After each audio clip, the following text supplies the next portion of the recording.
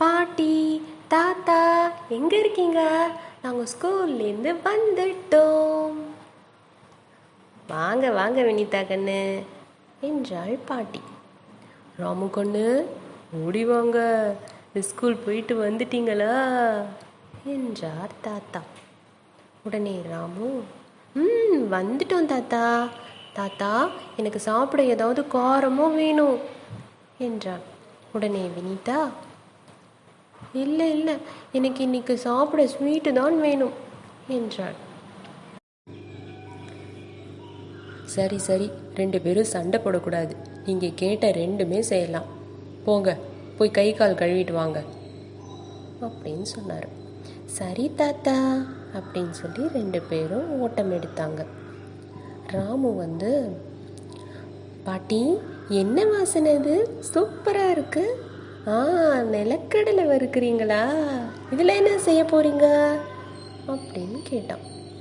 உடனே பாட்டி, உனக்கு பிடிச்ச மாதிரி காரக்கடலை செய்ய போறேன்டா கண்ணு அப்படின்னு சொன்னாங்க. உடனே ராமு, எப்படி பாட்டி, நானும் உங்களுக்கு உதவி செய்கிறேன் அப்படின்னு சொன்னான். பாட்டி என்ன சொன்னாங்கன்னா, சரிடா கண்ணு, அந்த வறுத்த வேர்க்கடலையை இந்த பாத்திரத்தில் போடு.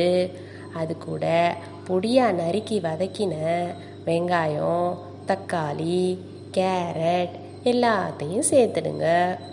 அப்புறம் அது மேலே கொஞ்சம் காரப்பொடி, மஞ்சள் பொடி, உப்பு எல்லாத்தையும் ருசிக்கு ஏற்றாப்புல போடணும். அதுக்கும் மேலே பொரியை கொஞ்சம் தூவிக்கங்க. எல்லாத்தையும் நல்லா கலந்துட்டு அது மேலே ஒரு கைப்பிடி கொத்தமல்லி தழையை தூவி எடுத்து வச்சா என் பேராண்டிக்கு பிடிச்ச காரக்கடலை ரெடி. உடனே ராமு, ஐயா காரக்கடலை ரொம்ப வாசனையாக இருக்கு.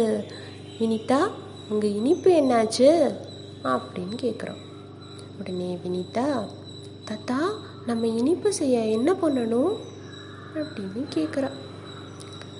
தாத்தா உடனே, மிக்சியில் இந்த வறுத்த கடலையை 2 டம்ளர் அளவு போடு பாப்பா.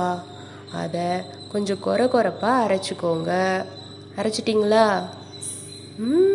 ஆச்சு தாத்தா அப்படின்னு வினிதா சொல்கிறா.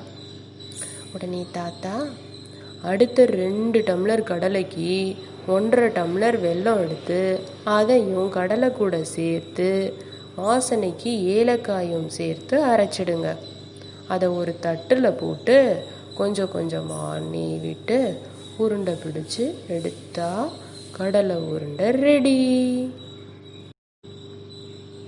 ராமுவும் வினிதாவும் அவற்றை ஒருவருக்கொருவர் பகிர்ந்து உண்டு மகிழ்ந்தனர். டிப்ஸ்: பனை வெல்லத்தை நன்கு இடித்து 1 கிலோ வெல்லத்திற்கு 1/4 லிட்டர் தண்ணீர் ஊற்றி கொதிக்க வைத்து வடிகட்டி அந்த வெல்ல கரைசலை குளிர்சாதன பெட்டியில் வைத்து உபயோகித்து வரலாம்.